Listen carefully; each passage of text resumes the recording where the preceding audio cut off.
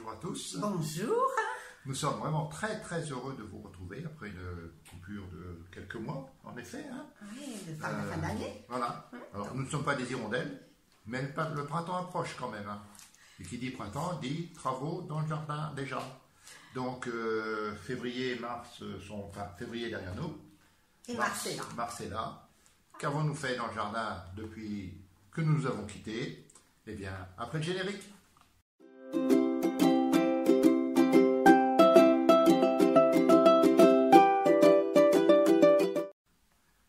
Alors Manu, février. Alors février, moi j'ai pris le papier et le crayon. Hein. Ça c'est important. C'est pas très fatigant comme le travail dans le jardin, ça. Non, papier crayon. Et donc, je vais vous montrer ce qui était important parce qu'il fallait que les planches puissent succéder aux planches de l'année dernière. Tu vois, tu peux pas mettre n'importe quoi et n'importe où. Voilà, c'est vrai. Nous ne faisons pas d'assolement triennal, mais nous faisons la rotation des cultures. Exactement. Alors, on va parler rotation des cultures. Voilà. Donc, après tout ce qui est fèves, haricots, pois, on va mettre l'année suivante les choux, les salades, les épinards, les radis, les carottes. L'année d'après, donc après ces choux, salades, épinards, etc., on va placer les carottes, les betteraves, les navets, les poireaux. Et après les carottes, les poireaux, les navets, etc., on mettra l'ail, l'oignon, l'échalote et les choux de Bruxelles. En fin d'année, comme ça, puisque ça Ça c'est sur 4 ans. Ok, d'accord. 4 ans.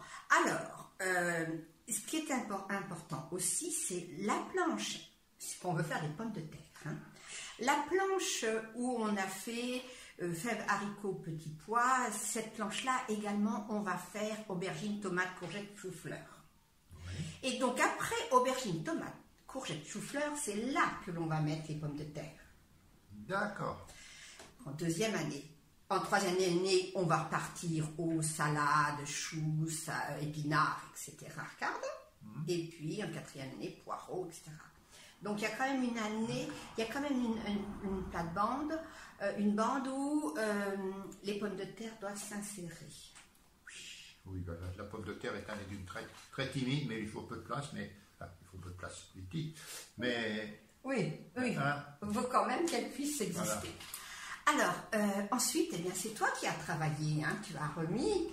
Oui, parce que figurez-vous qu'en fin d'année dernière, Manu a laissé son jardin se reposer. Voilà. Alors, le jardin s'est reposé côté légumes, par contre, côté herbes, tout ça, oh là là, l'hiver a été très prolifique. Donc, parce qu'il n'y a pas eu beaucoup d'hiver, hein, il n'a pas fait très froid. On n'a pas vu un flocon de neige. Oui, c'est vrai. Donc, depuis quelques semaines maintenant, le matin, eh bien, je désherbe pour que les plates-bandes commencent à se sentir plus à l'aise. D'ailleurs, on les voit, elles sourient quand Manu approche parce qu'elle dit « Oh, bientôt Manu va s'occuper de nous, c'est génial !» Oui, mais tu sais que j'ai commencé quand même. Hein. Tu as commencé? Et oui, tu n'as rien vu encore, toi? Oh, moi, je regarde que l'herbe, alors. Alors, j'ai planté des fèves, 3 petites rangées, ah, oui. 3 petites rangs de fèves. Elle a commencé à faire ça le 6 janvier.